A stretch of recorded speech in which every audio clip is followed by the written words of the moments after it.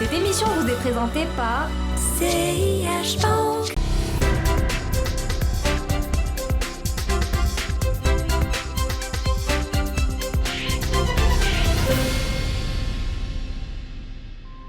Mesdames, Messieurs, bonjour, bienvenue dans ce nouveau numéro de Zebdo des marchés. Encore une semaine riche en informations. Nous avons choisi, comme d'habitude, de nous focaliser sur l'une d'entre elles.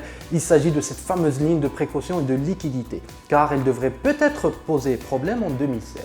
Il faut savoir que depuis 2012, lorsque le Maroc l'avait contracté pour la première fois, il arrivait à lever des fonds à l'international avec des primes de risque relativement faibles, étant donné que les investisseurs internationaux se disaient que ce pays dispose d'une sorte de facilité de caisse. Or, cette année, le gouvernement, à travers Mohamed Boussaïd, est resté flou sur ses ambitions de reconduire ou pas la LPL l'année prochaine.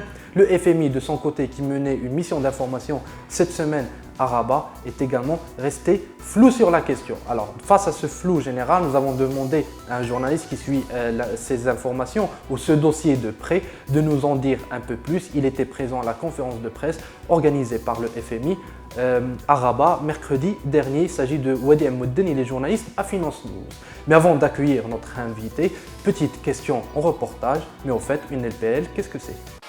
حصريا عند سياش بنك كود 30 أول حساب مجاني لجميع الشباب أقل من 30 سنة. CIH Bank. La banque de demain, dès aujourd'hui.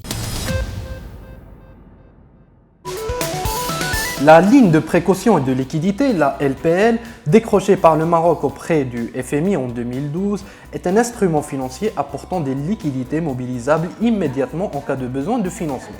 En d'autres termes, c'est une facilité de caisse apportée à l'économie marocaine. Sur le site du FMI, on peut lire que la LPL est destinée aux pays dont les paramètres économiques fondamentaux sont sains et la politique économique est bien conçue, mais toutefois affiche une vulnérabilité face à d'éventuels chocs exogènes. C'est peut-être le cas du Maroc. Alors, est-ce que le Maroc va reconduire ou pas cette LPL en 2016, sachant qu'il souhaite lever un peu plus de 25 milliards de dirhams auprès des bailleurs de fonds étrangers?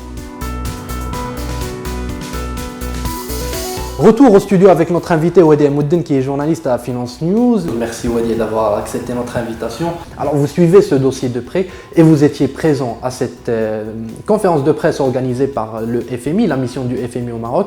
Qu'est-ce que vous pouvez nous dire là-dessus de manière générale? D'abord, il faut rappeler que c'est une mission qui rentre dans le cadre de l'article 4 du Fonds monétaire international. C'est une mission qui a duré 15 jours.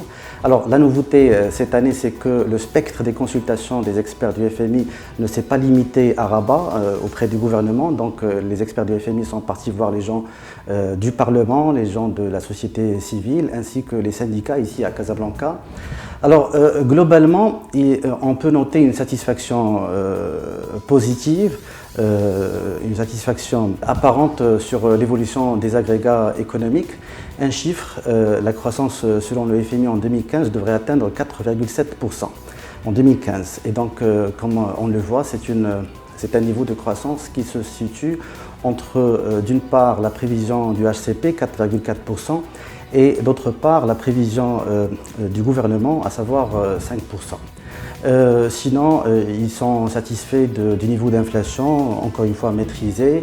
Ils sont satisfaits aussi de l'évolution des déficits jumeaux vers la réduction. Et quand on parle de déficit jumeaux, donc bien évidemment le déficit budgétaire et celui de la balance des paiements courants. La seule source d'inquiétude manifestée par les experts du FMI, c'est surtout la lenteur de la reprise chez certains pays avancés, notamment l'Europe, notre partenaire économique par excellence.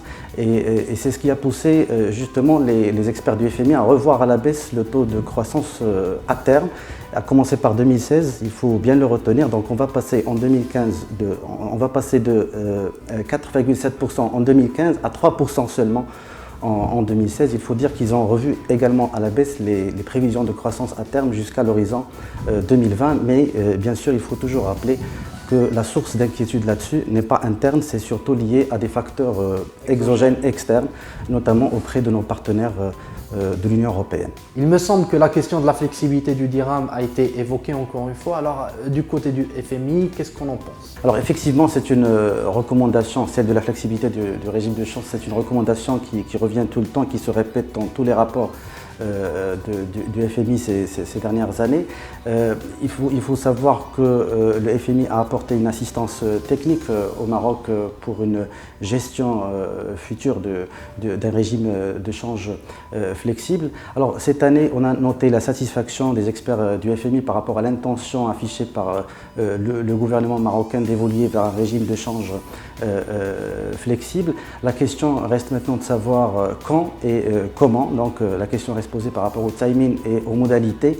Bien évidemment, le FMI ne se prononce pas sur ces deux aspects. Ce sont des questions souveraines qui relèvent de l'État marocain. Par contre, le FMI s'est prononcé sur l'impact d'un régime de change flexible sur les agrégats macroéconomiques, notamment sur la soutenabilité de la dette, de la balance des paiements. Le FMI a procédé à une analyse des risques par rapport à tout choc exogène sur le taux de change, et donc les résultats étaient satisfaisants pour le Maroc d'un point de vue macroéconomique sur la dette extérieure, puisque la dette extérieure reste, disons, la part de l'endettement extérieur reste faible dans l'endettement global, d'autant plus que le gouvernement opte une gestion active de la dette extérieure. La même chose du côté des banques, puisqu'ils seront exposés indirectement à travers l'endettement en devises des entreprises. Et là encore, les entreprises ont pris l'habitude de gérer activement ce type d'opération à travers les salles de marché au niveau des banques. Des milliards de dirhams s'échangent tous les jours grâce aux mécanismes de couverture contre le risque de change, etc.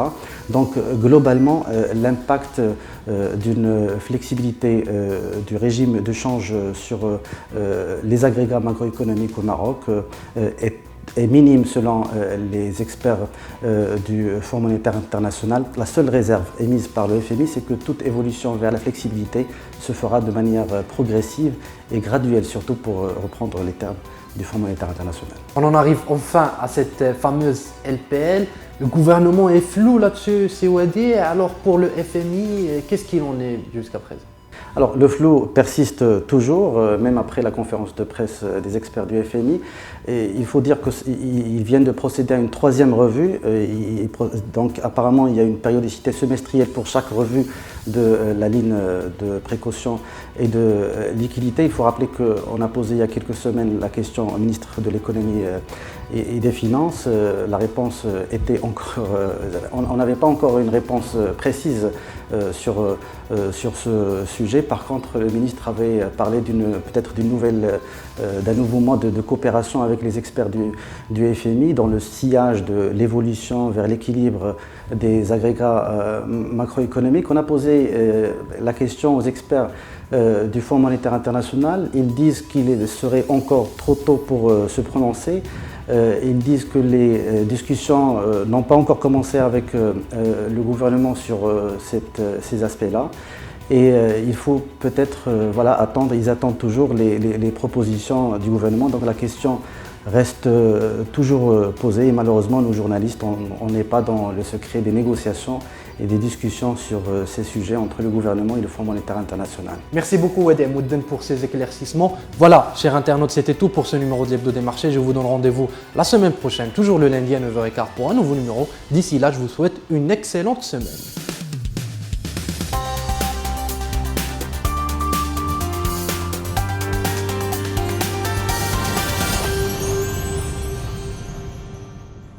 Cette émission vous a été présentée par CIH Bank.